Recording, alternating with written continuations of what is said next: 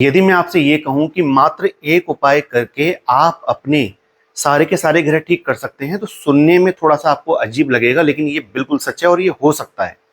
देखिए, सूर्य, चंद्र, मंगल, बुध, बृहस्पति, शुक्र, शनि, राहु, केतु, ये 9 ग्रह हैं।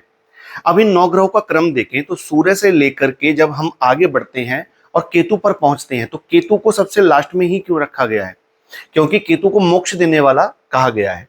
पिछले जन्मों के प्रारब्ध की वजह से जो जन्म होता है, उस जन्म का सुख दुख भोगने के बाद व्यक्ति जब अपने कर्मों को शून्य करके आगे बढ़ता है तो उसे मोक्ष की प्राप्ति होती है।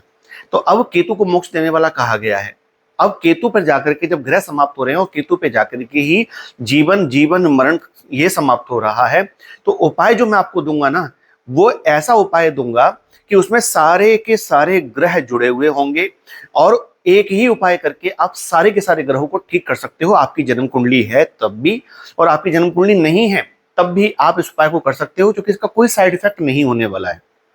क्योंकि सारे ग्रहों को निचोड़ करके अगर हम एक ग्रह समझें तो वो है केतु, क्योंकि सूर्य ने सुख दुख दिया जीवन में, चंद्रमा ने सुख दुख दिया, मंगल से सुख दुख लेकर के ऐसे ही क्रमबद्ध सभी ग्रहों के सुख दुख भोग कर जीवन जीने के बाद अंत में जब व्यक्ति परमात्मा को प्राप्त करने के लिए उस रास्ते पे आगे बढ़ता है, तो केतु ही मोक्ष दे पाते हैं।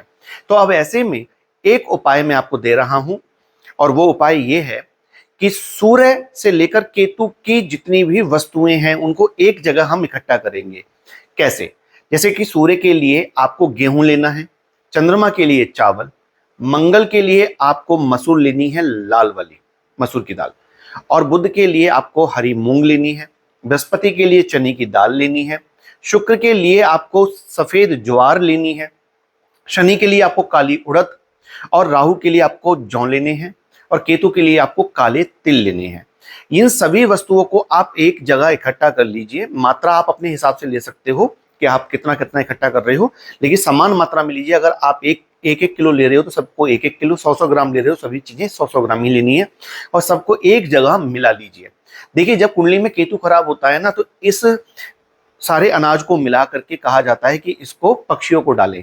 तो सारे ग्रहों का निचोड़ केतु हो गया ना, तभी तो ये 7 अनाज मिला करके डाले जाते हैं। अब इस जो आपने भी बनाया है ना, ये इकट्ठा किया है, अब इसका करना क्या है?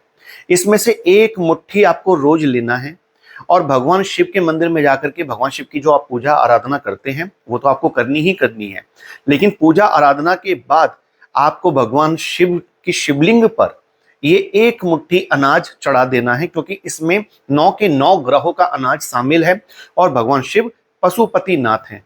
यानी कि जितने भी जीव जंतु मनुष्य प्राणी जो भी संसार में विचरते हैं, उन सब के एकमात्र देव भगवान शिव हैं। तो जब आप पूरे के पूरे 9 ग्रहों को समर्पित कर देंगे भगवान शिव के ऊपर के भगवान भोलेनाथ, अब आप ही देखिए क्या करना है, तो निश्चित तौर पे आपके ग्रह वहां से शुभ होना शुरू होंगे। और चढ़ाते समय आपको सरेंडर करना है भगवान शिव के आगे कि प्रभु मेरे सारे ग्रहों को ठीक कर दीजिए, शुभ कर दीजिए, मेरे जीवन में शुभता आ जाए, मेरे जीवन में चलने वाली परेशानियां दूर हों। अब इससे क्या होगा? इससे जब आप वो चढ़ाएंगे तो सारे ग्रह ठीक होंगे। साथ ही साथ ये सारे के सारे ग्रह मंदिर, इनकी आप जब वस्तु ले जाएंगे तो मंदिर यानी कि कुंडली का 2nd हाउस, वहां पर कोई भी ग्रह नीच का नहीं होता है, क्योंकि वहां पर कालपुरुष कुंडली में वृषभ 2 नंबर राशि आती है। वहां चंद्रमा उच्च के जरूर होते हैं, लेकिन कोई ग्रह नीच का नहीं होता। इसलिए जब आप मंदिर में भगवान शिव पर यह वस्तु चढ़ाएंगे तो सारे के सारे ग्रह आपके शुभ हो जाएंगे और शुभता आपको मिलेगी, लेकिन आपको प्रायश्चित भी साथ में करना है। तो ये बहुत अच्छा उपाय है, इसको आप करना प्रारंभ करो और प्रतिदिन रोज जाकर के रोज चढ़ाओ। रोज नहीं कर सकते हो तो सोमवार के दिन इस प्रयोग को अवश्य करिएगा। कुछ ही दिनों में आपको लाभ मिलेगा। अगर आपने वीडियो को यहाँ तक देखा है तो कमेंट में हर हर महादेव जरूर लिखिएगा। जल्दी मिलता हूँ, अपना ध्यान रखिए। जय माता की, हर हर महादेव।